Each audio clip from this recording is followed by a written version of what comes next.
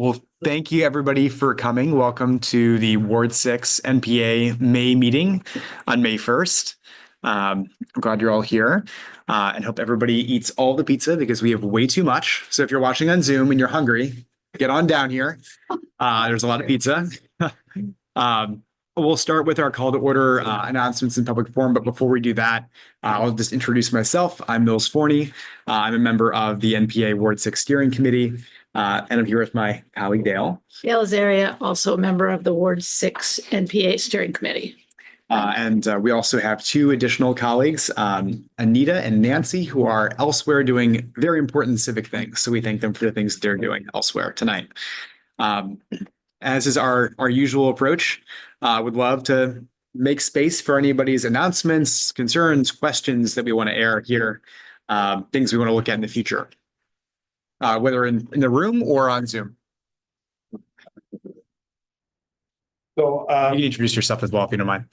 my name is Bob Leidy, and I'm part of Branch Out Burlington, which is a nonprofit local organization that has a tree nursery at the UVM Hort Farm, and we supply trees to the Burlington for parks and for all the along the streets. And we're having a tree walk at Champlain College on June 7th from 10 to noon. I'll put it in Front Porch Forum, but it starts at Tower Terrace, which is has a bunch of parking spots that it's okay to park there. Thank you very much. Check that out, actually. That's great. Anyone else? Actually, I've got an announcement. So part of the reason that our fellow steering committee members couldn't be here tonight is because they are participating in various rallies. But one of them, Anita Rapone, got in contact with Migrant Justice in support of the migrant farm workers who have been, arrested or detained. I'm not sure what the right word is. In any event, we have here a whole bunch of information from Migrant Justice that is for us to take and learn from and share. I don't know enough about it to do it justice, except to say, please just take a look and see what's here. There's a sign-up sheet for anybody who wants to hear directly from Migrant Justice about what they're doing and about what we can do to support them. And there's kind of cool looking stickers that I put over there by the pizza table along with the Front Porch Forum stickers. So please help yourself to any of that stuff. Thank you, Dale. Anyone else? We've been discussing a lot about biking in Burlington and bridges. Okay, well, with no further ado, we'll jump over to Front Porch Forum. Thank you for joining us, Susanna Karist. Here to talk about how we can connect with each other and build more community. In addition to the ways that we do this here in person and of course virtually, we all know that Front Porch Forum is just a crucial part of the way we communicate within our community and also with our elected officials. So thank you for being here and telling us a little bit more about what you do and how we can engage. Yeah, great. Well, thanks for having me. And so pull that microphone over toward you. There you go. That's the way you're going to throw your voice most of the time. okay. Thanks for having me. And I'd love to just give a very sort of quick overview of Front Porch Forum, some fast facts if you may or may not be aware. But then I'd love to just take some questions and have conversation about it and brainstorm and get your feedback as well. But I am always curious, of course, first is to see a show of hands of those who are actively using Front Porch Forum. All right, kindred spirits. Wonderful. Well, thank you. I've been at Front Porch Forum for actually just over a year and a half. I was an active user, thought it was the coolest thing. And so when they had a position for director of community engagement, I was like, that's for me after a wonderful long career at King Street Center where I used to work. So Burlington, our offices for Front Porch Forum are on King Street. So I stuck close to my roots. So Your own Front Porch Forum experience is somewhat unique in that you have essentially neighborhood forums here in Burlington. Across the state, that's actually a little bit different. Across the state, every town has their own forum. And so you can imagine the different sort of maybe tone and tenor to a conversation that's town-wide versus neighborhood-wide. You probably also know that Front Porch Forum is across the state. We have some areas that are super saturated, well used, some that are, still catching on. Of the 270,000 households in the state of Vermont, Front Porch Forum has 240,000 members. So we like to feel like we are a place where people can go and communicate, get their message out, and connect with their neighbors. And, we are totally mission driven. We are Vermont business. We are not a nonprofit, but we are a benefit corporation. And so we are mission driven, and that is to help neighbors connect and build community. You may know or be aware that Burlington, up until about a year ago, had 20 forums. So really little pockets of just, a few blocks. And now there are just 7.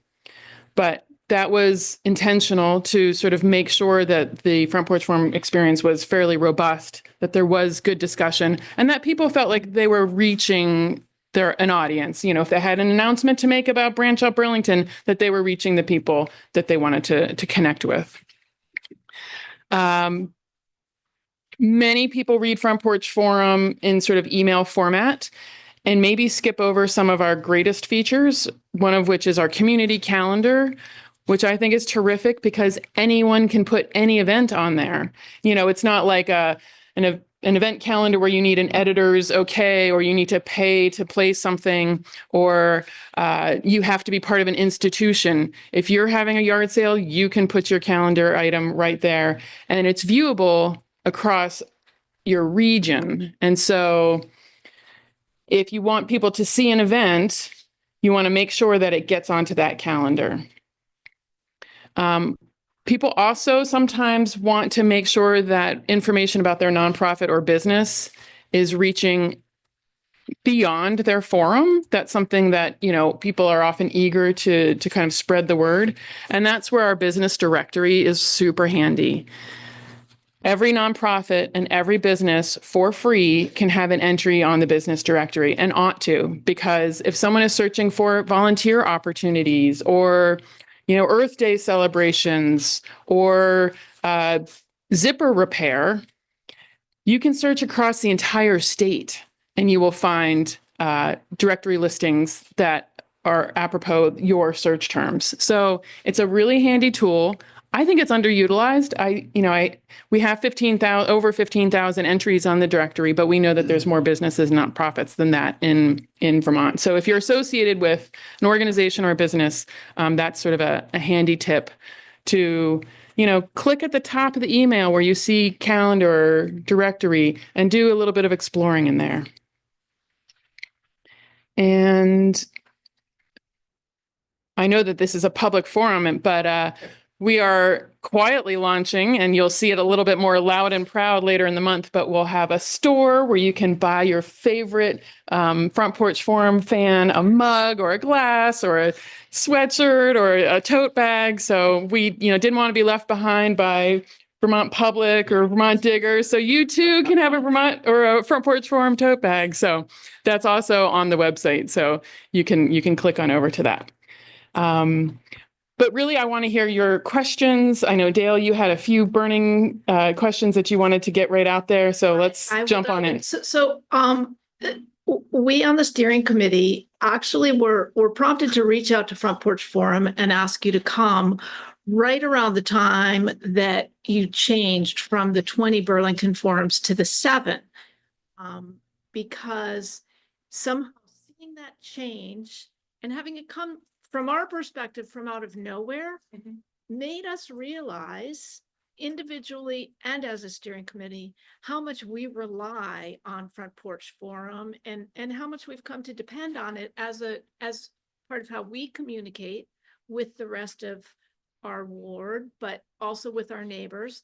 And so I'm just like really curious about what kind of thinking went into that decision. And I guess since it's now been a few months, because it took us a while to get this organized, kind of what you think you've seen as changes since that switch from, from having the much smaller Right.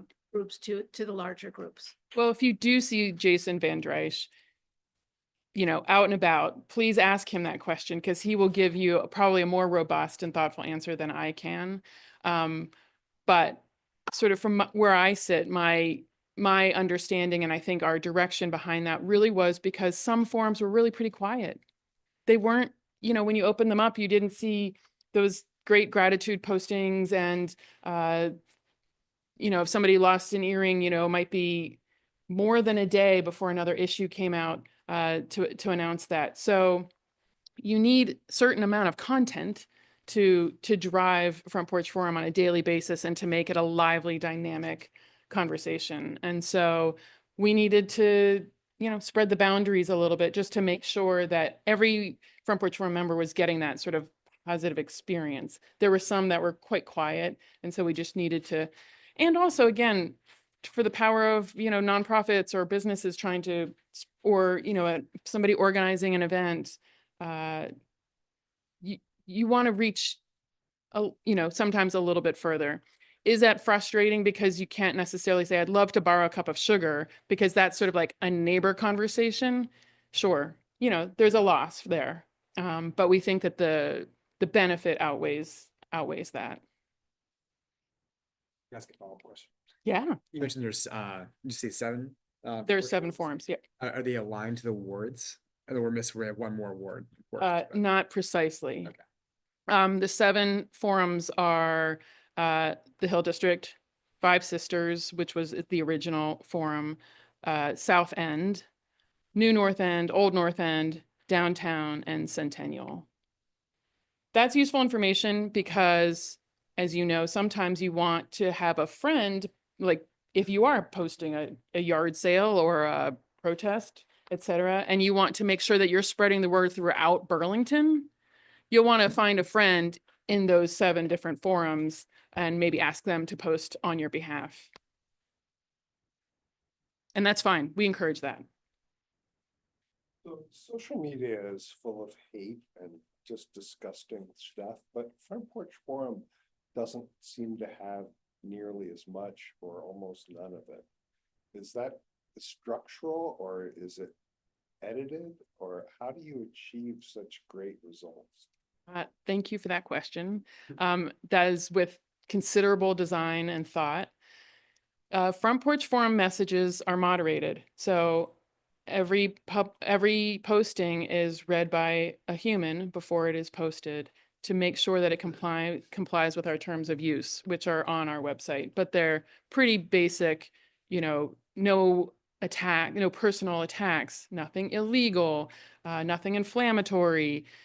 You can sort of read the list and our moderators really adhere to those. And if there's a situation where that kind of a posting maybe comes across our radar, we will reach out to that author and maybe ask them to take it down a notch or just refer them to whatever the guideline is. And so, and also the fact that it's not immediate, right? Like on other social media, you can have a quick conversation, seconds apart where you're really having active discourse, which can sometimes turn sour very, very quickly. Front Porch Forum is like a slow social media. So, you might even fire something off that evening and then the next morning be like, I'm not sure how I feel about that. And you can, reach out to members, member support at frontporchforum.com and say, hey, I'd really, or you can actually just log into your own account and, take down your message and change it, edit it, so that maybe it's not quite so fiery. But it is with intention. It's meant to be neighborly and it's meant to be civil. That's great. Other questions? Yeah. I'm sure to go up to the microphone so the folks online can hear all. My name's Lori Gossens. We're new to the area. Thank you. We've been getting like a secondary email that's called Hill Section. Mhm. Is that related to Front Porch Forum? And it's like this, hey, help me out, or it looks like it might be not legit. And it's hard to tell. Okay, well, I would love to follow up with you afterwards and give you my email address so that you can maybe forward that to me and share it. We both just looked now and neither of us came up with it because we delete them right Okay, away. sure. But Smells like spam, looks like spam. Yeah, I mean, Front Porch Forum usually is about as clean looking as it comes. There are competing entities who are trying to capture your attention that are not Front Porch Forum and are not Vermont based and are not mission driven. So get one, I'll forward it. Thank you. yeah. Anyone else? I'm an interloper. I'm in Ward 1, so. And I live in Shelburne, so yeah, this is great. Thank you. Thank you for inviting us. But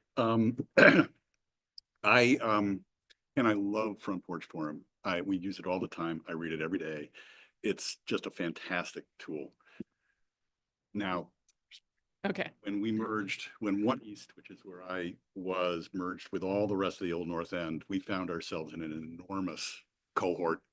And we see, and there's two things about it I think that are a little disconcerting. And one is we see, there's only so many lost cats in the area the size of the Old North End that we can have sympathy for.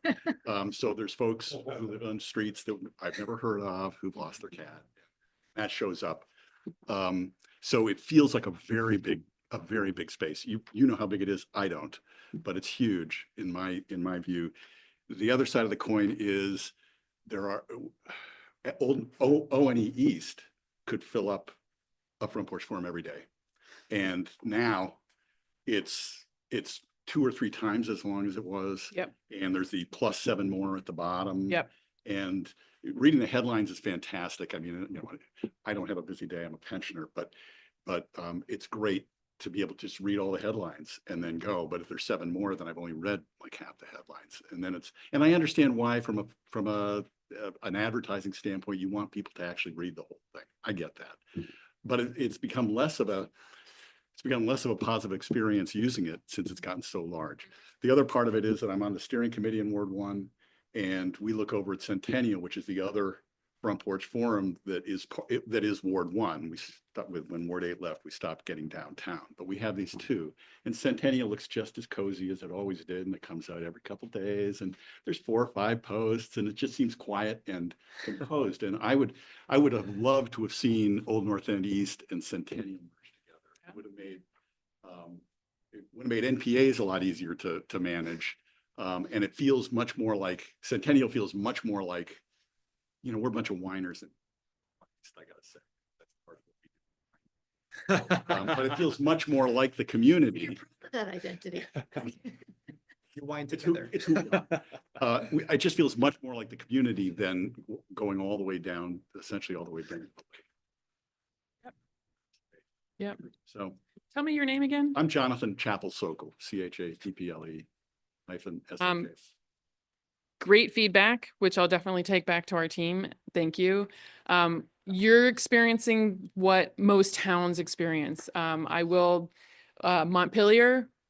buckle up. Wow. Yeah. I mean, they're getting 3 issues a day that are, 20 postings a piece. So yeah, it can get pretty noisy for sure. But we hope that those cats get found because there are more people looking for them. Cats wander. But I mean, I think you make a good point. It goes from that slightly more intimate experience to kind of a broader, busier experience. So that's really good feedback, which is helpful to know. Thank you. And I love it. Great. I love it. Just take one from Zoom. We have Becca Brown, our city council member. Hi. Okay. Sorry. Okay. So I'm on, but now I can't see anything for some reason. But I wanted to echo the thanks. Sorry, and there's an echo. That's making me not be able to hear. So We can hear you I'm loud and clear. okay, good. Yeah, it just sounds super awkward. I am a huge Front Porch Forum fan. I also read it every day, and I get probably 4 different messages since I cover a few different neighborhoods. But I just wanted to echo Jonathan's thoughts about the ONE forum because I usually look at downtown Hill section and ONE, Yep. and it's just just looking at those 3 since the change, it is a huge difference. And downtown and Hill section are a great size. They're manageable. They rarely go beyond, what can fit without having to sort of click to expand or jump down. And ONE is like, sometimes it's frustrating as a city official because you want, you have important information for the public to know, and then it sort of gets buried at the end. Yep. In the longer forums. So I just wanted to echo that and encourage you to take a look at it. And then I would also, I think obviously you're a small business and there's not always infinite time to do, or even interest, honestly, to do a ton of public outreach because there are other factors that you have to consider. But if you do make changes in the future, I think some of this is coming through in this conversation today. I think it would be great to like check in with folks about which, because like the wards are not always necessarily the best true divider of a neighborhood. Again, like Jonathan was talking about, like it's really Centennial and ONE East. And I just think that your super readers on the ground have a really good sense of that. So I would just encourage you to check in with us, and certainly I know all the city councilors, we really rely on Front Porch Forum. So if you ever have questions, you want to get like a quick, feedback, feel free to email all of us because we always have opinions on everything, and we could certainly give you feedback if you ever want. But mostly I'm just very grateful that this exists. I think it's such an important tool for civic engagement, and in this day and age that I just think is becoming more critical by the day. So much appreciation for your work. Great. Thank you, Becca. That's good feedback that I'll share with Jason and Michael.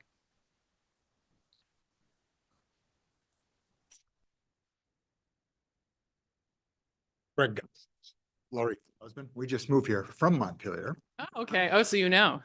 and I had given up going on Front Porch Forum in Montpelier because of the noise and the amount of misinformation that's on it. Just want to let you know, Montpelier is going into a thing called NeighborNet, where they're starting to divvy up the town into neighborhoods. And you might want to consider doing like you did in Burlington and some degree of a scale in Montpelier, because it's gotten to be a point people roll their eyes in Montpelier about Front Porch Forum. And it's so much better. It is. I don't roll my eyes. I look forward to it, where I was definitely an eye roller in Montpelier. So Good to know. consider it. Thank you. Okay. Any other questions or comments for Front Porch Forum? Okay. Well, thank you so much, Great. Susanna. Well, it was a pleasure. Thanks for using it. Thanks for loving it as much as I do. And the feedback is really helpful. So, we are a small business, we have 30 staff here in Vermont. And so we're nimble and all ears. So I will share your feedback and appreciate your time. Thank you so much. And she did bring stickers for us, for anybody who. Yes, there's a few stickers in the back. Help Then yourself. you can put them on your laptop or whatever. Yeah. All right. Well, so next up we have city council updates, and we have Becca on Zoom. And Buddy, I saw you walk in. Thanks so much for joining us. We really appreciate both of your time. I know how busy you are. And this is always it's a recurring item on our agendas to have the opportunity to hear from both of you. Also have the opportunity for members of the community to raise issues or concerns or priorities that we'd like to share with them. A topic that has been raised that we are interested in discussing is the city's response on federal immigration enforcement issues, which is a thorny one. So if you'd like to tackle that, we'd love to hear any initial thoughts. I leave it to you to, who'd like to jump Yeah, in I'll first? let Becca speak to that first, and then I'll weigh in on a couple items. So, yep. Great. Thanks, buddy. I can't see you, but I can hear you. So yes, that's a great question. I'm glad that people are asking about this. I mean, overall, I would say as citizens in this country, keeping an eye on illegal deportation action, on any action that happens on anyone, a citizen or a non-citizen that is skipping over crucial steps of due process, as is guaranteed to all of us by the Constitution, is something we should all be really keeping our eyes on and speaking out against, in my opinion, whenever we can, as strongly as we can. And so I think, hopefully some of you have seen your counselors as well as the mayor doing that. And you can expect us to continue it. And the great thing about Vermont is that when things like this happen, we have such a strong coalition, not only in Burlington, but all over the state. And we are in good touch with the staff members of our federal delegation from Senator Sanders' office, Senator Welch, and Congresswoman Becca Balint, as well as our folks at the State House in Montpelier. So we have a strong coalition to fight against this. And I would say, based on what we saw this week with the release of Mohsen Madawi, I think that pressure is starting to bear fruit. So that's kind of the big picture. And then if you zoom in a little bit more to Burlington specifically, we are what I would describe as sort of sanctuary city adjacent. We are not technically, there's sanctuary city it's a legal definition and I'm not a lawyer, so I can't speak to all the details, but we basically have a lot of the same protections as a sanctuary city in terms of the process of the law. But we're like just short of a sanctuary city. So essentially what that means is that our police do not support ICE. So they're never going to go and knock on somebody's door and assist with a deportation. That doesn't mean it won't happen. ICE can still do it themselves, and we've heard reports of that. But it does mean that, you can rely on the Burlington Police Department to truly, keep you safe in these situations. And then there's the second piece that I've heard come up in terms of city policy, according to ICE issues, is it has to do with the schools. And, I'm not going to go into a ton of detail because sometimes the protocol is best to sort of keep confidential. But I will say I've had a conversation with the superintendent about this, and they have a robust protocol to protect any kids that would potentially be subject to any ICE involvement. And, I felt much better after I spoke to him about that. And, our teachers and our school administrators are really passionate about protecting our kids, no matter where they are from and no matter what their immigration status is. So does that answer that question pretty well? It does. Thank you. And I'd leave it to, anyone else who's here to ask additional follow-ups, but thank you, Becca. Appreciate that. Buddy, is there anything else you'd like to Yeah, comment well, on that? I would add on to just what Becca was saying. I've spoken to the, some ESL professionals in the district, and, just so they are giving the word to the families directly about making sure to have their papers and to understand their rights, because honestly, they are the front lines of this, through their kids being in the schools and having the, ESL professionals are the basic liaisons to a lot of these families. And again, I'll echo what Becca said. I appreciate, Tom Flanagan's leadership in this. He spoke to the unified PTO, which is all the Burlington school PTOs, and he laid out the policy not only for Becca but to all the parent teacher organizations in town. And just so they're 100% there. No kid is going to get taken from the school. Tom is on that. He will be on that protocol also. So I think it's really important for people to hear that. Along those lines, I would also say next week, on all these efforts, immigration, DEI, our teachers are the front lines of this in our community in a lot of ways. And I want to say that next week is Teacher Appreciation Week. Yeah. So anything, if you have any kids, grandkids, whatever it is in the school districts, please say thank you to our teachers, our staff, our school administrators, because they are the front lines on both of these things. And even with, what came down from the governor or from the federal government through Zoe Saunders about signing on to the anti-DEI, it was our teachers that banded together and then along with the superintendents to not sign those orders. So please, next week, if you have a chance, please thank anybody that you know is a teacher in the district or friends and family, because they're going above and beyond what we've normally seen in these trying times. So please thank them. I also wanted to talk about, this weekend is Green Up Day. The Democratic Party and a lot of our other organizations are holding Green Up Day events. I believe we're on the waterfront and some other parts of the city. So please feel free to come to a table. We're going to have gloves. We're going to have bags. So if you can take part in that, that would be great. Also, we're very fortunate that Councilor Litwin from Ward 7, was able to appropriate funds through the city to have a firefighter appreciation barbecues going on at 3 fire stations on Sunday this weekend in the city, because it is firefighter appreciation day. So I'd encourage you to take part in that, and even just go thank them also, because they've been on the front lines, not only as first responders, but what's been happening to our downtown. And they have answered the call in a way that is both creative and, inspiring to a lot of people in this community. So I really encourage you also on those fronts. So thank you.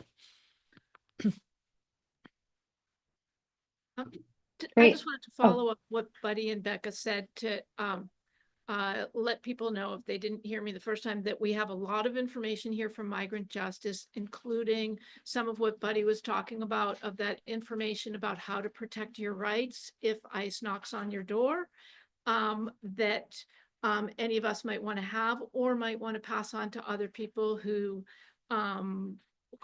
we might want to just make sure that they are, and I guess you can't say not at risk, but as well protected as they can be. So that information is here in English and in Spanish. I don't know if there are any other languages, as well as a bunch of other stuff, if people want to pick some up before they leave. Thank you. Thanks, Dale. And I just wanted to add a couple more council updates, if that's okay. Yeah, absolutely. Yeah, okay. So an important thing to know is that right now it's budget season in the city council. We will be hearing presentations on the budget for the mayor's office and approving the budget ideally towards the end of June. And just as a little background there, the way budgeting works in Burlington is that it's up to the mayor's administration to sort of lay out their priorities and their plans and sort of the first draft of the budget. So we have not seen that yet, but we will be seeing it over the month of May.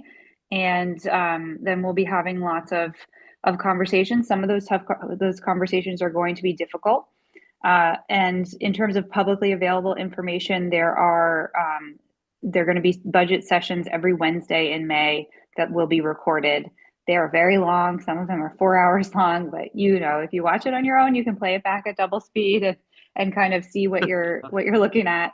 And one thing I did want to respond to, because there has been a lot of questions about the recycling program, which, the quick answer on that is it doesn't look like we're going to eliminate the recycling program, which I think is great. I was not supportive of that.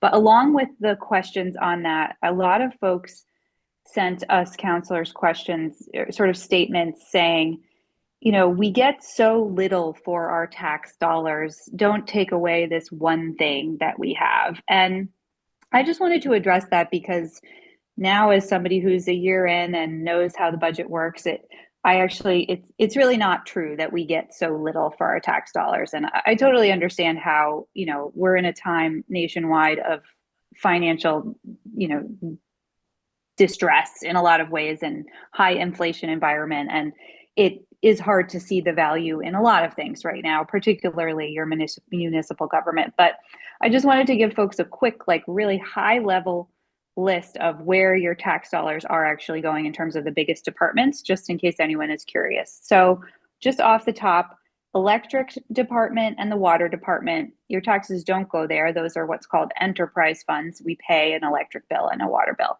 So when you think about your property tax bill or your landlord's property tax bill, which you pay for through your rent in some ways, that pot of money, about so it varies year to year, but about 70% of that property tax bill goes to our schools. So that's outside of the purview of the city council. So then what we're doing the budget for is about 30% of your tax bill, which is right around $100 million. And in that $100 million budget, the biggest departments are our police department, our fire department, and our parks department. And so, police department, fire department, Department of Public Works, so roads and streets, and then the parks department.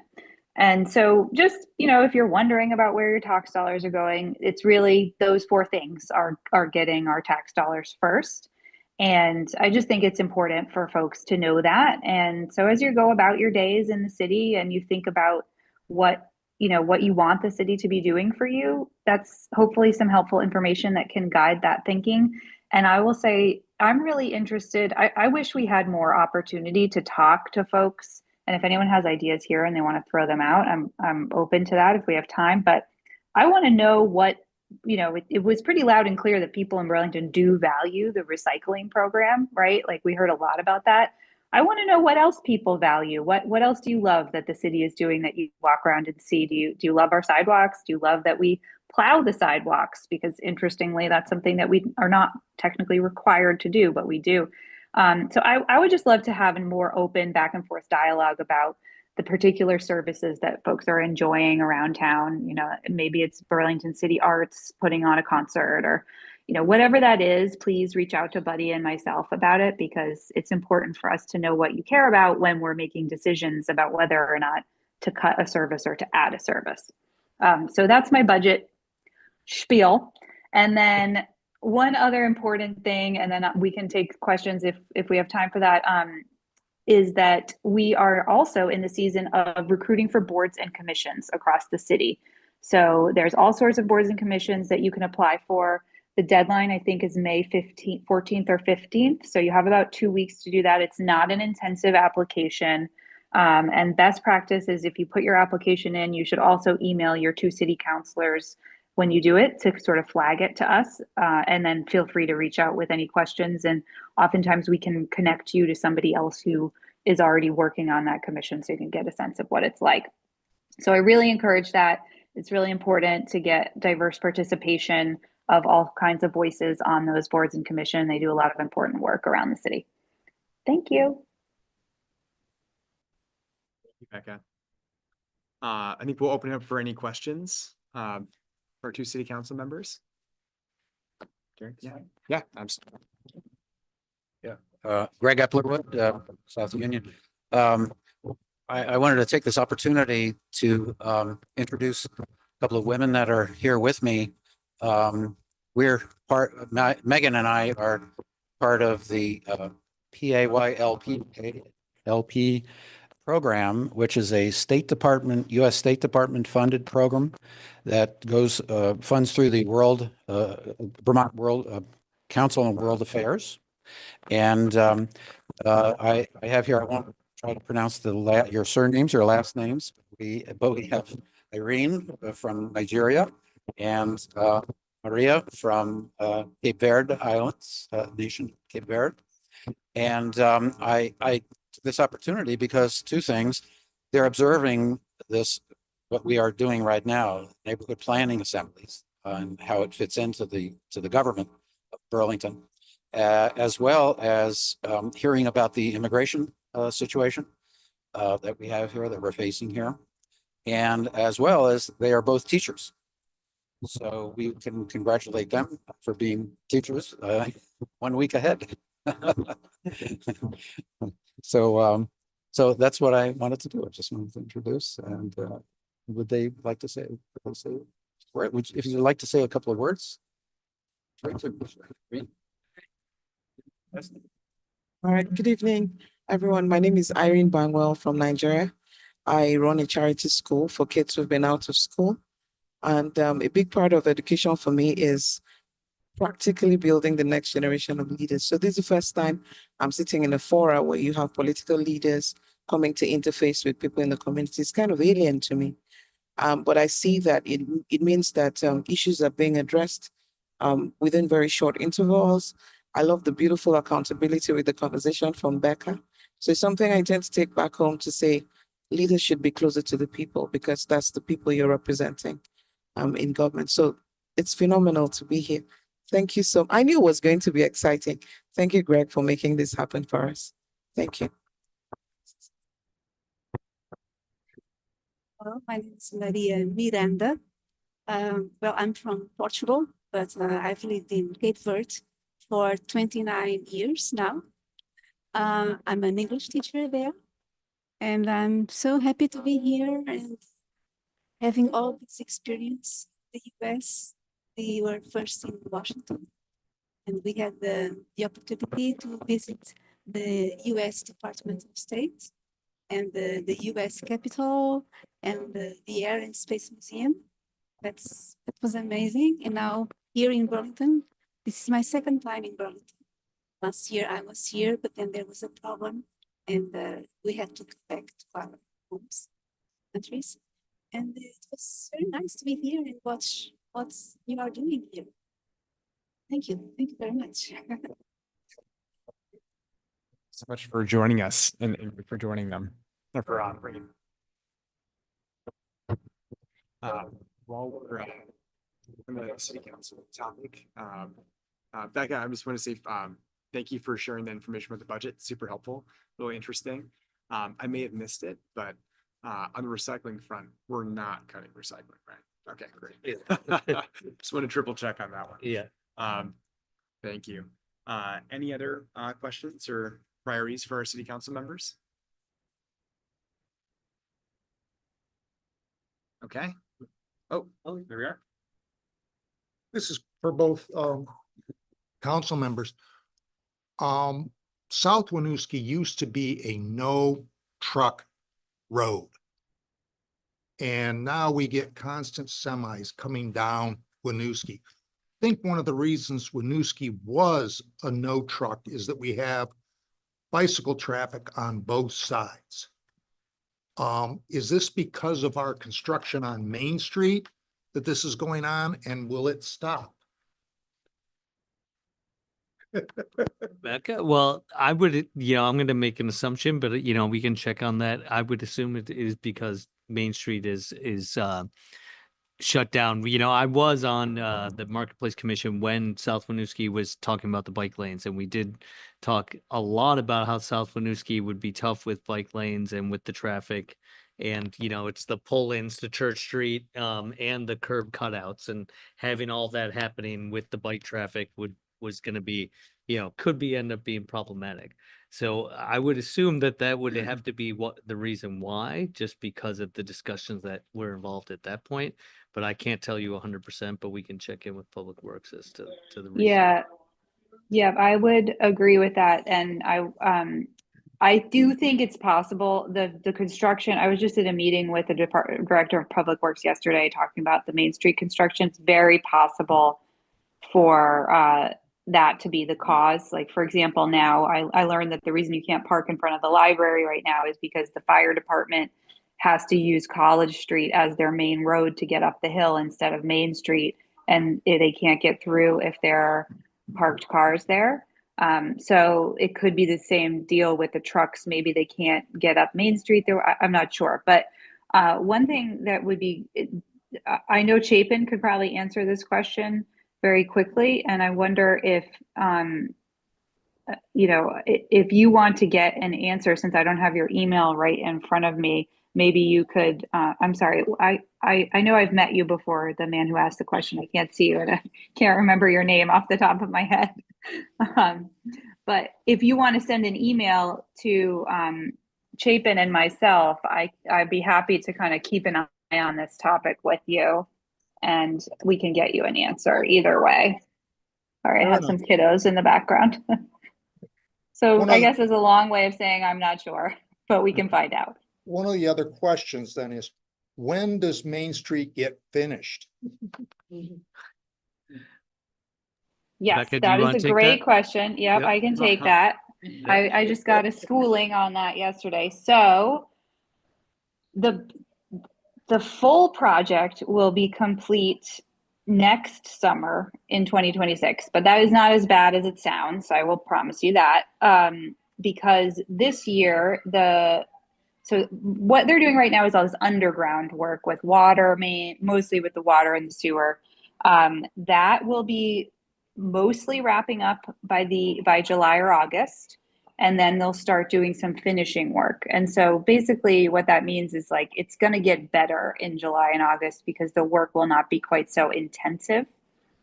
They are looking at opening up a one way, but we're still waiting on, you know, what that would do to the cost of the project, and that will be a decision we have to make once we know that. But this year, all the work will be wrapped up by November. It will be back open for the winter as a two-way, and then they'll start again next spring, hopefully with one-way options. But those, I don't have those details in front of me. So those are sort of the main phases of the project. But my key takeaway from my conversation yesterday with the team was that it's going to get much better around July, is what we're hearing. And they have really heard, and so have all your counselors. We've heard a lot. The feedback has been like absorbed. We get it. I get it. I go downtown, you know, most days of the week, and it's really hard to get around, and we need to do something about it. So we're looking at a lot of options to help with that, whether it's various ways of supporting businesses, whether it's offering more free parking if we can find money for that, and also adjustments to the project itself. Well, that's probably the biggest thing is that they're only working 8 hours a day out of 24. To me, if it's causing chaos in your city, which it is, why didn't we look at this as a 24-hour a day, 7-day a week, you know, until it is done, you work.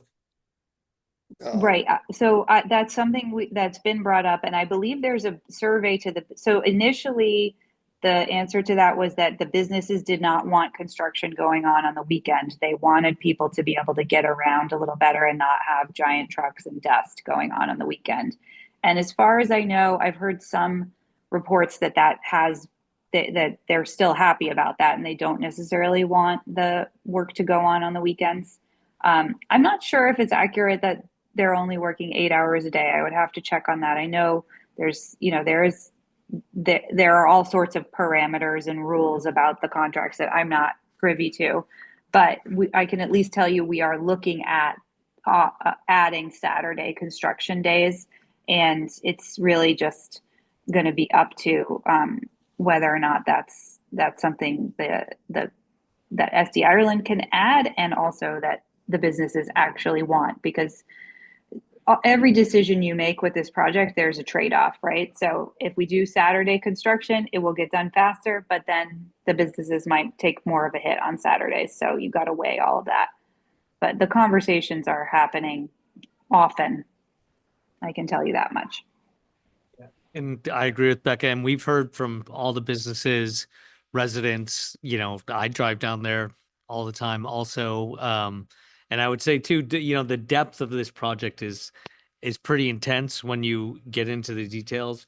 You know, generally when you're digging sewer and, you know, you're 10 to 12 feet down, you know, this is 24 to 30 feet down to get to that sewer way, you know, and then you think about that, that's 3 stories underground, which is pretty substantial compared to a regular street where, you know, somebody's tying into the sewer lines and they're rebuilding the whole thing. So again, that's not an excuse, but I just want, you know, the more information everybody has, the better we are equipped to kind of see what we can and can't do. So. Yeah, and I would say keep it up. Honestly, this public engagement about this, you know, I think this project's been the way projects like this work, they get planned there for so long, and then they come and it's very difficult to really anticipate everything that will happen until you're actually in the moment. And so, you know, I think the public was, and the business community and all of us, myself included, were kind of, you know, I've been surprised by, and I didn't even vote on this project. It was approved before I even got into office. But, you know, you do need to be responsive to this stuff. And so having all of this business and public engagement, I think it is working. We're at least we're asking questions, we're seeing what is possible. And so I would just say, keep it up.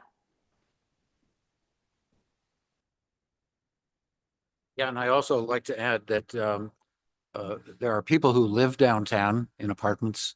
And I suppose that, working after 9 p.m., even though there are bars there, they're fairly quiet, relatively quiet. But I think that has to be taken into consideration as well.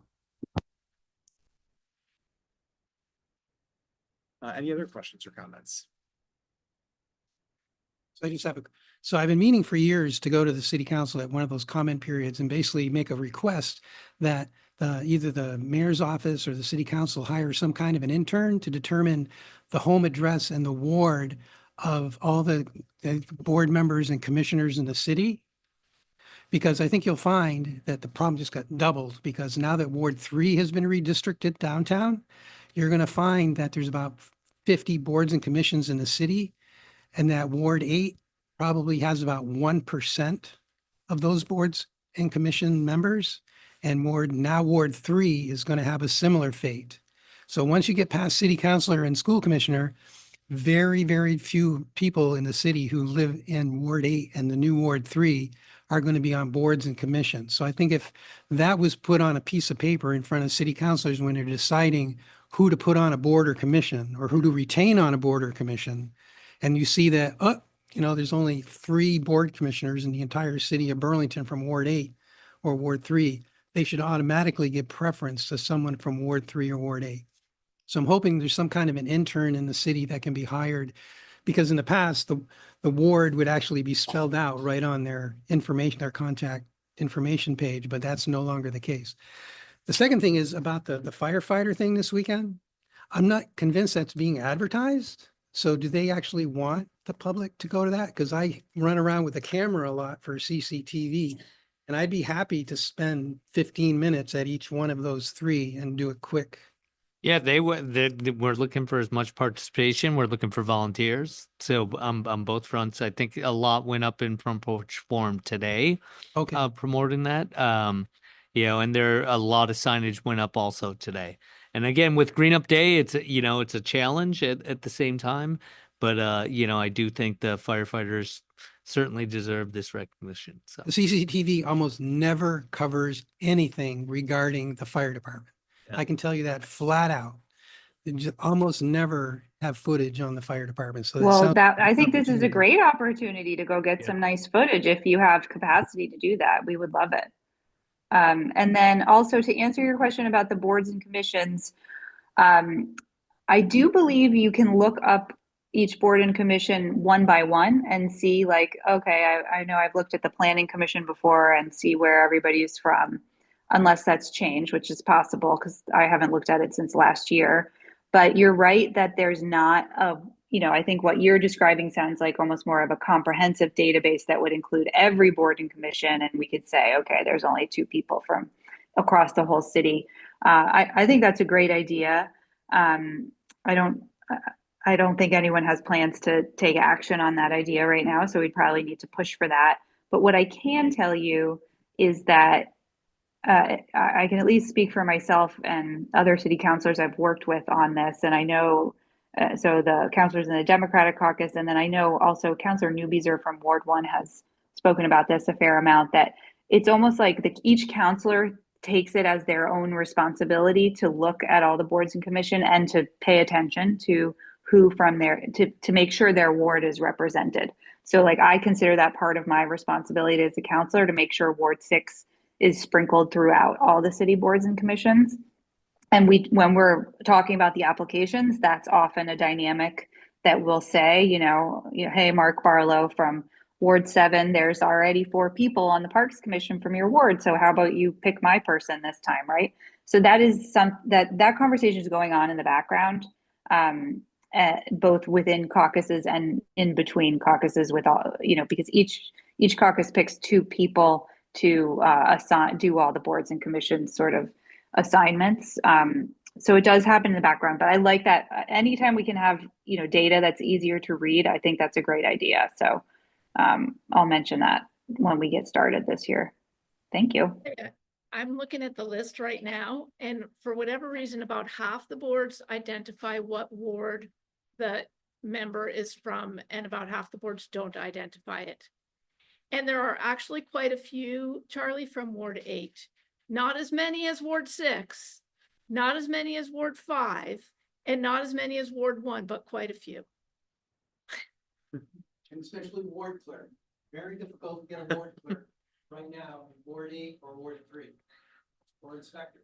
I'm sure Greg is very well aware. Thank All right, thank you, everyone. Any last questions for our city council members? Okay, thank you so much. Thanks, appreciate the time. On to NPA business. Our first item up is the role of NPAs. So I think we have Jonathan and Carter. Thank you for joining us. I know you proposed a resolution. We attached that to the agenda that we sent out in advance, but would like to invite both of you to talk a little bit about it and share more. Thanks for having me. Do you Okay, sit over here or do we have to sit over there? those two would be better. Or the one. I can slide this one over. That's okay. Hi, Carter. I didn't even know you were in the room when I was just talking about you. I know, I didn't. You're know, I telling everyone you're fighting for your people in Ward 1. So now you can Yes. mention that if you want. Yeah, no, just snuck in 5 minutes ago coming from committee. Let me pull my notes. Shawnee have the charts, or is it the same as last time? Yeah, same Shawnee slideshow. 4-7. Yeah, same link. It should be in there. And thanks for pulling that up. Let me just grab my notes here too.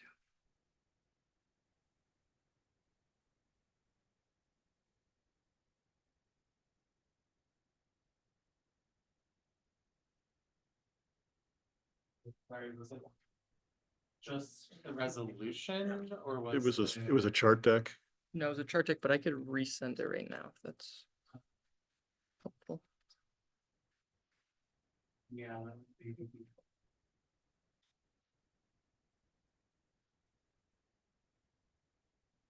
Just sent that. Cool.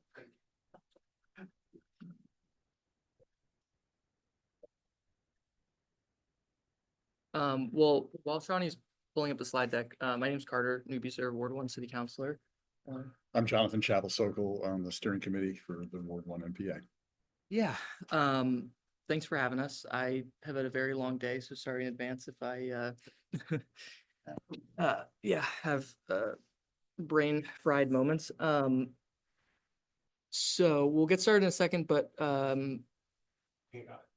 perfect. Thank you. So yeah, just wanted to introduce ourselves. If you want to go to start the second slide. So we're talking about a resolution related to strengthening the relationship between the city council, the administration, meaning mayor and sort of city bureaucracy, and the NPAs. And so, like I said, I'm Carter. This is Jonathan. Over the next however long we have, I don't know. Probably about 15 minutes.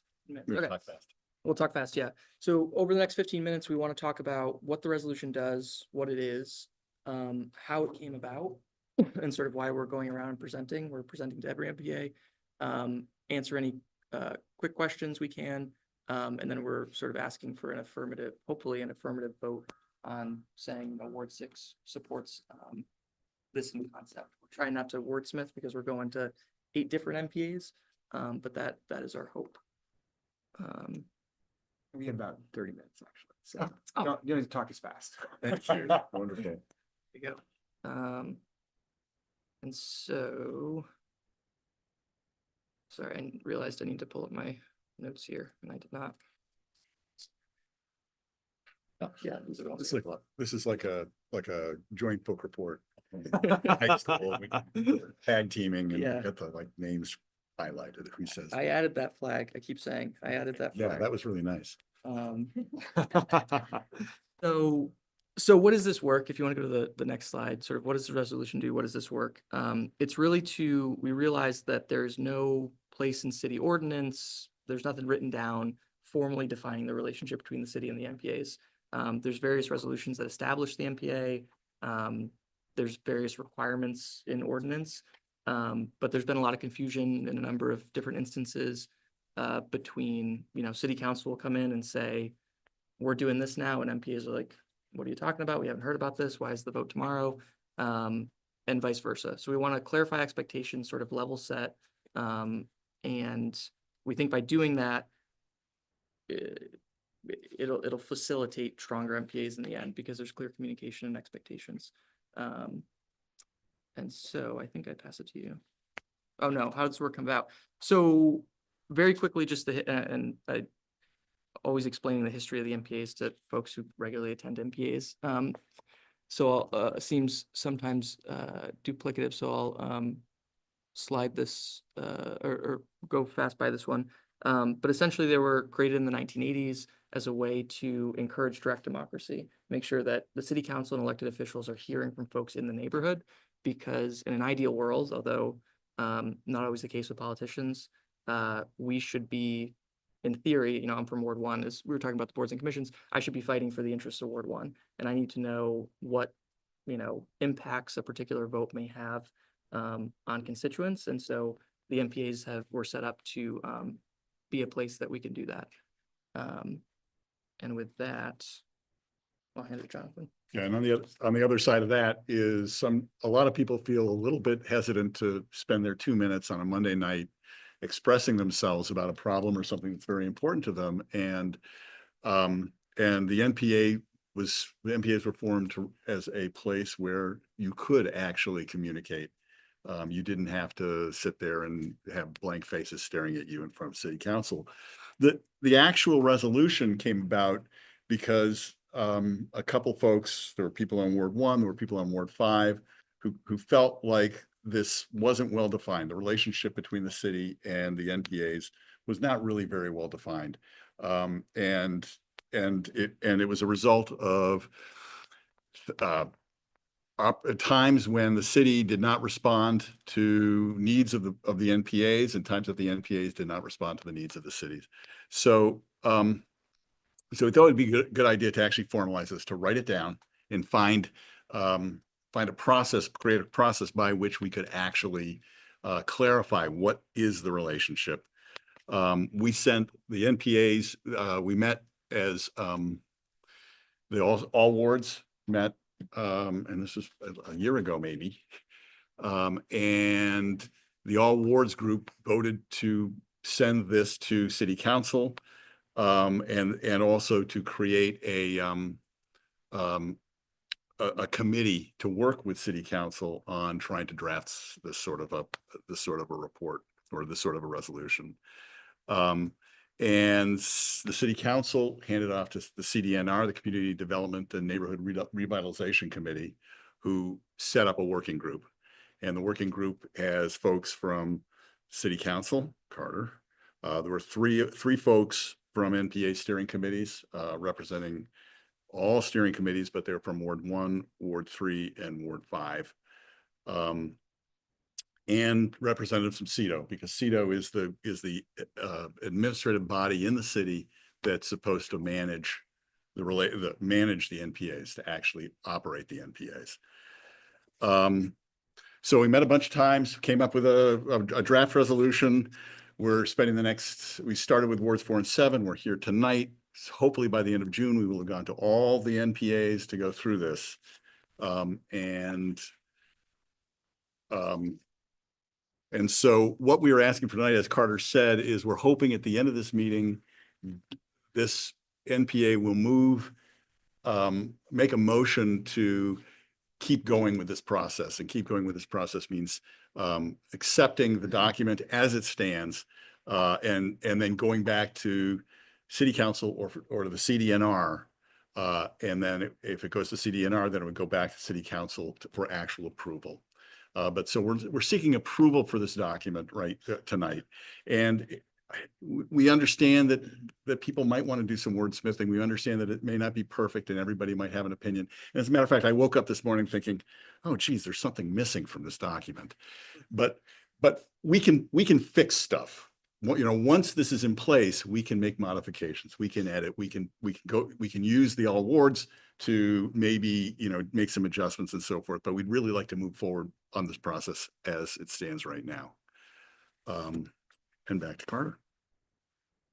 And so maybe another chart. Yeah, I think the next slide. So problems this is addressing, I mean, Jonathan really laid it out. It was born, I think, originally out of a few things, but one of the things we experienced, I was on the Ward 1 NPA steering committee for a few years before running for council. And then the year that I was running for council, I think it was that March, yes, it was. There's a number of items that were, in February during the election that we're trying to move through that were important items. But one of those was the UVM MOU. One of those was the hospital, the MOU with the hospital. And those are two topics that if you've ever been to a Ward 1 NPA meeting, we talk about very often and are very important to our neighborhood. So I think folks, it bred a little bit of resentment or mistrust because people were like, we haven't had this conversation. Now you're saying this is going to be voted on. Like you haven't come and talked to us. And so that was one of the things that, there's a misunderstanding between it, because I don't think anybody was malicious about it, but there's a misunderstanding or expectations are off. Like the expectations the NPA had of the city, and then the city's just like, we're just trying to move something through. Like we got 10,000 things on our to-do list. Like we got to move. And so that's really want to make sure that those sorts of understandings, we're not going to eliminate them, but we can decrease them and hopefully build some trust with folks. Could we keep going on as we are without this resolution? Yes. But again, those instances I think are just going to keep happening to a greater extent. So now I'm to you. Yeah, it's a matter of setting expectations. And we think the NPAs are important. I think everybody here might have a positive feeling about the importance of NPAs. We'd love it. Ward 1, we'd love to see more folks coming to NPAs as the input from NPAs is valued more and is actually, and the impact of what happens at NPAs can be seen at city council. More folks will want to come to NPAs. And so it's a synergistic arrangement that we can get more public participation in civic government and city government by growing this relationship and having city council take the NPA seriously and have the NPAs be serious. So there's some very specific things that this resolution does, and it's laid out as things that the NPAs are responsible or do, things that CEDO is responsible for, and then things that the city is responsible for. And so first, it's statements about the NPAs, and I think that may be the next chart. The NPAs are essential to the civic health of our community. NPAs shall be open and accessible to all city residents and shall abide by open meeting law. NPAs shall adhere to state and local laws regarding anti-discrimination, free speech, and accessibility. NPAs shall adhere to the provisions of their bylaws, and decisions shall be made in a transparent manner. NPAs shall expend funds allocated to them by the city council in a manner consistent with the city's terms, conditions, and restrictions. And NPAs shall set the terms and conditions for their gatherings and shall determine their agendas and priorities. I don't think any of these are particularly controversial, but you can tell me I'm wrong. But these are the responsibilities of the NPAs to the system, The next, I think, is CEDO. Community Economic Development Office shall develop a standardized process in collaboration with NPAs by which each NPA can communicate a list of annual priorities to city council and city administration. This may be, in a way, the crux of this document. What we're hoping to do is every ward has stuff that matters most to them. And we want to make sure that the city knows that stuff matters most. So as Carter says, you can't sign an MOU with the university without talking to the Ward 1 NPA. It's just immoral to do that. And I think every NPA has a few things like that are just so important that we don't want the city making decisions without having talked to the NPA. They can talk to everybody else too. There's no reason why this is the only place to talk. I have a thought about that. I wonder if you want us to wait till you're done with your slides, because I just, Yeah, if it's okay. It's not that, it really, I mean, we can yak faster. I can yak. But so we're thinking that something like that every year NPAs would come up with maybe 3 things that just are so important that the city council has to slow down if they need to make a decision without having come to the NPA. They just have to slow down. And it's not restrictive. It's not saying, you picked 3 and you can't hear about anything else. We're not talking about anything. But it's to make sure that the city and city bureaucracy understands that these 3 are priority for these neighborhoods. Or whatever it is. It may the be number 5, is. it may be, right.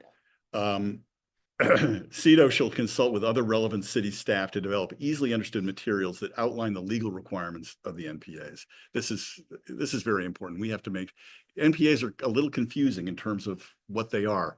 They're bodies, they're independent bodies within the city government.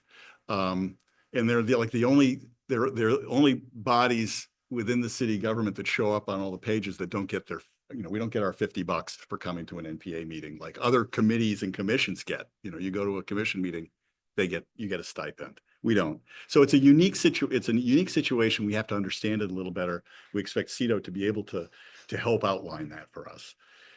Consult with other relevant city staff to review and update these materials as needed, but no less than every 3 calendar years. So we need to have, make sure that we're current and we're educated and we're trained as NPAs, and that CEDO is actually engaged and involved in how we do the work. Collaborate with NPAs and other relevant city staff to ensure NPAs understand legal requirements, and include a representative chosen by the NPAs to serve on hiring committees for staff roles predominantly focused on supporting and liaising with the NPAs. So not having an NPA member on the hiring committee for Shawnee, for example, wasn't a problem. We got a great person to do this work. Thank you. But going forward, there would be a representative from the NPAs who would be on that hiring committee. We hope we don't have to sit on that committee soon. Yeah. The next, yeah. Oh, that's you. Yes, yeah. Some level sets from the city council side. One, that the NPAs do play an important role in the civic health in our city's deliberative process. That the advice and counsel, I know for myself, and I don't want to speak for other counselors, but I think most other counselors, former and current, would say that going to these NPAs is helpful, and getting that valuable input is important to how we make decisions. And then we can't force an elected official to do anything, right? But we want to encourage elected officials to go to the NPAs as well and engage with the NPAs, because there was some discussion the NPA side and some feedback going into this process and in this working group that we formed, that they're like, we want to hear stuff, we want to engage, and that should be encouraged and sort of a norm. And if you want to go to the next slide. And the city council, these are just a list of things that, we really are sort of so structural and are planned out in advance that it shouldn't be on a tight timeline. We should really make sure the city is engaging with NPAs on. So issues that impact NPA governance and structure. We shouldn't make up some rule about how long meetings should be without going and talking to NPAs, right? That's a bad example because I don't think we'd ever do that. But that's an example of, if we're talking about things that impact the NPAs directly, we actually need to go talk to the NPAs, which seems obvious, but is not always happened in the history of NPAs. Issues that disproportionately impact a particular area of the city. It's a little vague, but for an example, Szymanska Park, right, in Ward 1. If they're doing any changes to Szymanska Park, Ward 1 wants to know about it. Ward 4-7 might not care as much, right? It might not be a priority in all the things that you could talk about. And so as much as we can, thinking of different issues from the sort of city side, we should be sensitive to that. Matters identified by the NPAs, this was talked about earlier, that process that CEDO can develop, sort of the top 5, whatever the process is, or whatever the specific is. All development projects that require major impact review, which is already the case to some extent. There's a little bit of a loophole there because technically it just needs to be a public meeting, which we experienced in Ward 1. So they didn't come to the NPA. They put up a couple signs around town and said, we held a public meeting. Look at that. Redistricting, again, this is already the case, but we wanted to put this in explicitly. That should be a nonpartisan process and a citizen-led process because it's so fundamental to democracy. And so I know that the NPAs have been engaged before. There was a bunch of feedback on what folks wanted out of the last redistricting process. But that didn't necessarily translate into where we landed. And then the proposed charter changes and ballot questions that appear on annual town meeting day ballot. So again, a version of this happened this past year, right? So the mayor came to Ward 1 NPA. Sorry to use Ward 1 as the example, but that's what I'm most familiar with. And I think all the NPAs have presented on, this is the go bond, these are the details of it, et cetera. So with that, I think we're at Q&A, and I know.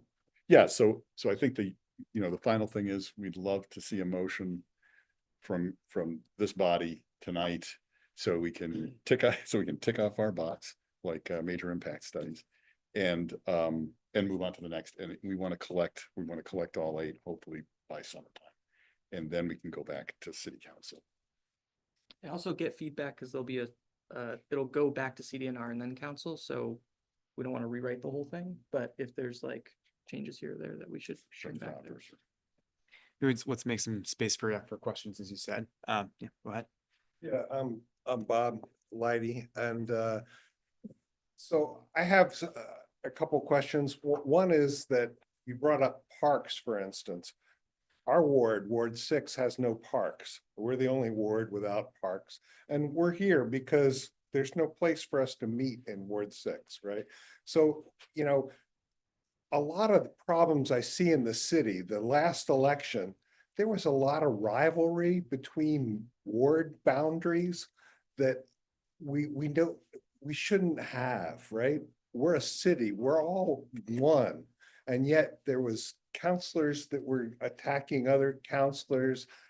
And the NPAs, I think, need to address this. They need to have some topics that go outside of their ward and where they talk to the guy next door. I mean, I'm on the Walk Bike Council, and we met with South Burlington, for God's sake. Their Walk Bike Council. Can you imagine What a revelation that was, that they actually have almost similar issues than we have, and we could actually build it so that their bike paths connect to our bike paths, right? I mean, we don't do enough of that locally, I think, and that creates some opportunity for conflict between wards that shouldn't be there. But I support it. So I want to say the point that I wanted to make is in a lot of ways related to what Bob just said, because when you were talking about the idea of identifying annual priorities, I was like, I don't know that Ward 6 is really going to have annual priorities because, like Bob said, we have no parks, right? We also have very few businesses. Like I was at a all wards meeting where the different steering committees get together to talk about how we do things and compare notes and learn from each other. And, all these other wards get donations for their food, not all of them, but several of them get donations for their food from businesses that are located in their ward. And I was like, we don't have those. We don't even have a place to hold our elections, right? We have to hold our elections next door at Edmonds, which is not in our ward because there's no public space in our ward. Like I don't know, like we're the suburbs or something. I don't know exactly what we are. I love Ward 6, don't get me wrong. But we tend to react to things that are going on citywide, right? We hear from the police department and the fire department about emergency response, which is not a particular Ward 6 issue, it's a citywide issue. We hear about the construction downtown, which is not in Ward 6, but it's a citywide issue. We hear about what's going on in the library. We hear about, the public works, the water situation, the wastewater situation, all of these things. So that was like the one thing, and when you said this is kind of the crux of the matter, I was like, huh, well, I actually like it all except for that thing that they said is the crux of the matter. Now, I'm totally comfortable with the idea of supporting the spirit of the resolution. Don't get me wrong, but I just wanted to voice that because it's kind of getting to what Bob was saying.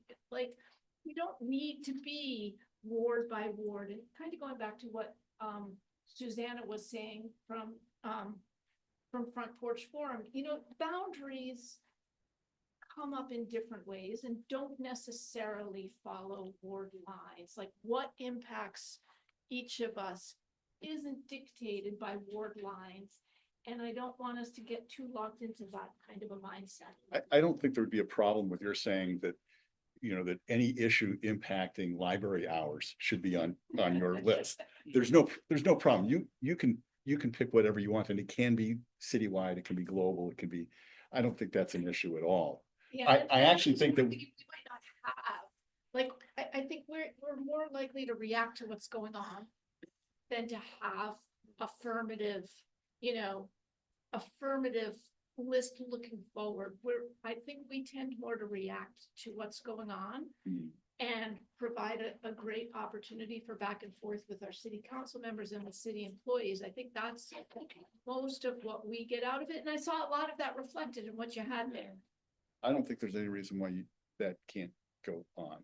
This shouldn't prevent you from doing anything you want to do or anything you're currently doing. It should just enable certain things. I think folks from Ward 1 and Ward 6 should probably sit down and talk, because I think we have more in common than you think. Because we don't have any businesses, and we pay for our food and we pay for the place we have our NPAs, and there's no city, there's the superintendent's office, right, for us. And you got college dorms too. Same deal. That's true. So, Yeah. I mean, on that point, oh, go ahead. well, no, just really quick, part of it is, that's totally fine. I mean, Ward 6 can say, actually, we have no annual priorities. This is how we're going to structure our meeting. And so I think part of the intent was to give the independence to each steering committee to make that call. But part of it too is just for city employees. They'll walk into an NPA meeting at times, and maybe not this NPA meeting, but many NPA meetings, and present something that's on the agenda for the next week. And people are, angry and really let them know that they're angry, because there wasn't necessarily some sort of mechanism to say to the, city employees, hey, you really need to talk to Ward 1 about that topic or this topic or whatever. So that's our hope. Our hope is to also facilitate on the sort of bureaucrats side, not in a derogatory way. Sounds like you want to say bureaucrats. Civil servants. Yeah. But to give them a chance to not step in it as much and be more proactive around public engagement too. But yeah, no, I hear you though. Just a comment, if I might, Wendy Tack, on Winooski. I sort of see it as kind of a communication point, like just like a bullet list of, what are the top 2, 3 things that concern you? And so it could be something global, whatever, something on the police side or the fire or construction or anything, right? That is affecting everyone. But what is it? I mean, it's really, I view these NPAs as really it's a communication channel. And so wouldn't everybody want to be voiced? I mean, even if it could be something that's not positive going on, or it's something that just, it just needs to be bulked up of saying, what is your top priority? So if, again, there really aren't any things, I guess I disbelieve completely in being proactive to something as opposed to reactionary. Not to say that you can't address things when there are issues that pop up, but whatever's on your mind, use it as just a communication. And you have it from a neighborhood point of view, which people are much more likely to speak up in a smaller community than just raise their hand in a city hall meeting or something going on, because they just don't want to be singled out. Becca, Go ahead, Becca. Thank you. This is great. Thanks for all the work that has gone into this. I just was having a few thoughts hearing the comments. First, for Dale, I would push back on your thought that there are no Ward 6 issues. I think that, you know, from my perspective, we like the UVM MOU is a huge issue for Ward 6. I think parking permit issues are big, a lot bigger here than in a lot of other areas. And then also for us, you know, as we heard about the questions on South Winooski with the trucks, I get a lot of questions about transportation policy here. So I think, I mean, I think each ward does have its unique issues, even if we don't all have the same overlap in issues, like the parks thing. That really bugs me that we don't have a park in Ward 6. I love parks. So I think, you know, I do think there are issues that would emerge. And then I also think there's value in, you know, choosing. I think we're probably, the Ward 6 NPA is probably an NPA that would put something like public safety or graffiti cleanup or you know, addressing homelessness on their list. That is a more citywide thing. But in terms of like the process of this, and Carter, this is mostly feedback for you. This whole thing has been making me think of how we did our set of legislative priorities at the council that then we sent to Montpelier. And I wonder if there's a way, 'cause I think it's important that we have kind of like a set timing of some kind, like every September we get our list of priorities from the NPAs that, you know, and of course we are going to need to be flexible and be responsive because crisis will come up or there's a new president at UVM and the timeline gets thrown off or whatever. But I think it would be helpful to try to have like, you know, maybe it's in May, right after the new council is sworn in. So I would love it if you all could put thought into that so that it's coordinated between every NPA on when that list of priorities is delivered. And then I would also, Carter, encourage you to think about like, I don't know about your perspective, but I think it's awesome that we sent our legislative priorities to the State House. I'm not entirely thrilled with the level of follow-up that has kind of come after that. I think there's improvements we could do. So it's just like a parallel kind of a process and situation I think could be useful in figuring out how to keep these communications open and kind of build in the right like incentive and accountability structures. But overall, this is great. Thank you. All makes sense. To your first point, that's the intent of how it's written, and it should be hopefully the same time every year, and like building that muscle across the NPAs. Yeah. So that's the intent of the language at least, but yeah. Just to add on that, I think I really like the idea of setting priorities, just creating the expectation that we do that. I think the reality of our experience as a steering committee identifying agenda items is that we're often really looking for items to put on the agenda. Sometimes things come to us from the city, sometimes someone will suggest things, but we do often put out a call for agenda items, and we don't often hear things, which we know why, you know, because it's everybody's busy and all the things, of course, but so I think the reality is that, but aspirationally, I really like the idea of let's figure out what our top 3 priorities are, right? As a ward, and even if we do that over a couple of meetings, like let's try and get that. And even Becca, I think from your perspective, at least for me personally, I would really appreciate partnership with you or with our and Buddy for our city council members, because you have such a nuanced understanding of the things that do impact us. You know, for example, the UVM MOU, right? Like I don't have a full understanding of that, but it would be interesting if we had a session and, hey, what are our priorities? Let's talk about from your perspective what those are, and maybe they'll align, maybe they'll be a little bit different, maybe they'll be varied. But I think that could be a productive working session too, to put some framework to it. So thanks for putting this together. Yeah. So thanks for having us too. Yeah, absolutely. Well, any other, I think we're at 8:04. We're scheduled to wrap at 8:15. We have just 2 other quick items to hit. Any other items, any other discussion topics on this? I was about to say yes. Yeah. I think if not, then we'll move to vote by show of hands to, what were your words, to progress this to the next step for consideration? We were trying to figure that out 4-7 because we didn't actually have a motion. I came up with this. Look what you had on the slide. Yeah. Does the Can you pull it NPA, back up really quick? Hold on. yeah, does the NPA support the main spirit of this resolution? Say aye. Show of hands. The ayes have it. Thank you. So wait. Thank you for joining us. And I'm sorry to run, but I haven't been home yet tonight, so Go do I gotta go eat dinner. Take some pizza with you. We have lots of extra. Okay, well, thank you very much for advocating for the MPAs and for everyone for engaging tonight. We do have a couple more quick items. Dale? I think. So just, so there is this, a committee that gets together a couple of times a year that they call the All Wards NPA, which is basically like members of the steering committees from each of the 8 wards get together to talk about common issues. And so I just wanted to let folks know, one thing that we talked about, so this meeting happened Tuesday night. One thing that we talked about was the possibility of changing our election system from party-run caucuses to city-run open primaries for city elected officials. And this is a complicated issue, and where it ended up is Ward 5. The Ward 5 NPA is very interested in this, and they are going to look into it individually.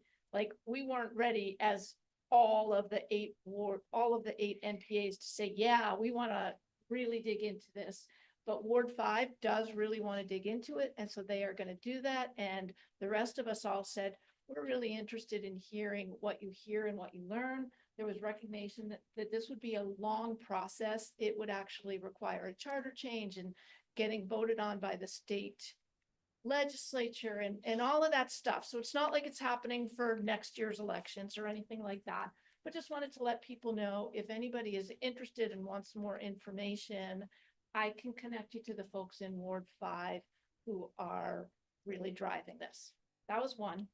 Second one was that there's talk about encouraging the city to change how the NPAs are budgeted for.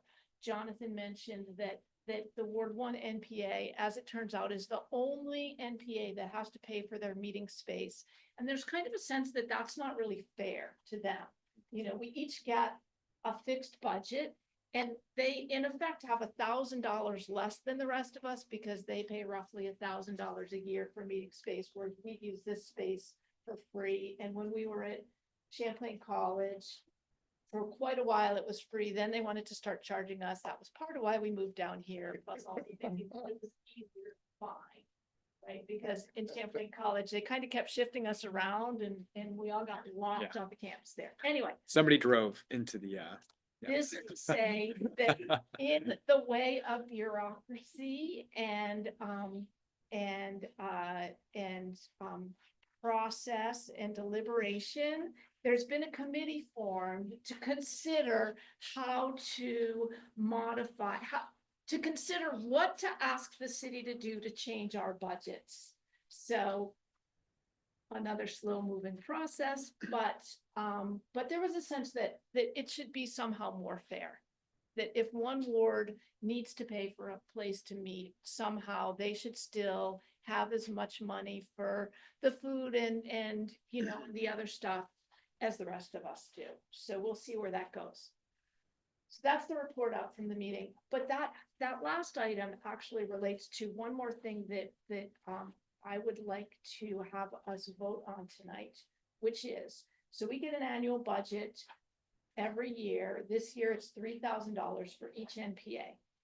Ward 5 NPA, which we had 2 joint meetings with them this year, has burnt through all of their money.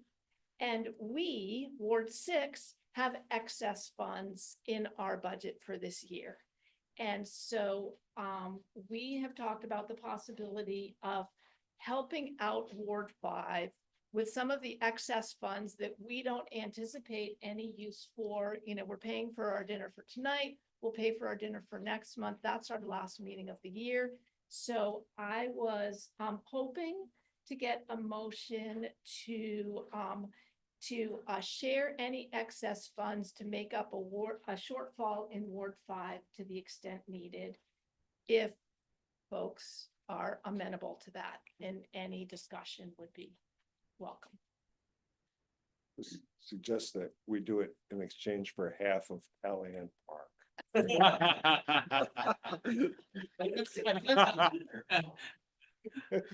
We'll wait until the last minute to put that provision in, You get it, but Yeah. I think we get to use Callahan Park a lot, don't we? It's our park. That's where our kids go. Exactly.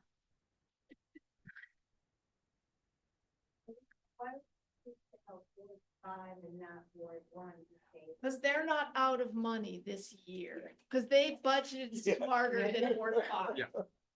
That's why, because they budgeted smarter, because they are more prudent with the money that they spend on their dinners than Ward 5 has been. Pizza 44 is expensive. What happens if you have excess funds at the end? Where does it go back? The city sucks it back up and it's never seen again. Yeah. In the past, we've used the money for different things. I think last year we used it, we made a donation to, I'm forgetting the name of the organization. Art's so wonderful. Art's Wonderful, thank you. That does a lot of the murals on a lot of city buildings and things like that, or on electrical boxes around town. So we found creative uses for it in the past. This feels like one of those things, our neighbors need help, so we might be able to help them out. And next year we'll proactively plan for other ways to use our budget, right? Yeah, yeah. Or we'll get invited to their dinners, maybe, Tawny gave them a good talking to, I'm not sure. I was very stern. I was like, people are pressuring me to pressure you to solve this issue. So, and then I ended up solving it for them. So I guess, so that motion was in to share the excess funds from this year's budget with Ward 5 was in the agenda. I guess it needs a second, I'll second it. and you're one. I'll first it. Would anyone else like to second it? Thank you. Show of hands. The ayes have it, let's say, yes. Thank you so much, everyone. That is the last item on our agenda this evening. Thank you so much for attending. Please join us next month. If you're not on our newsletter yet, let me know. I can add you. I know that you're new to the community. Great. And if anyone's interested in pizza, I'm assuming we have a bunch left. So feel free to take some with you if you're hungry. Call this meeting adjourned. Thank you, everyone.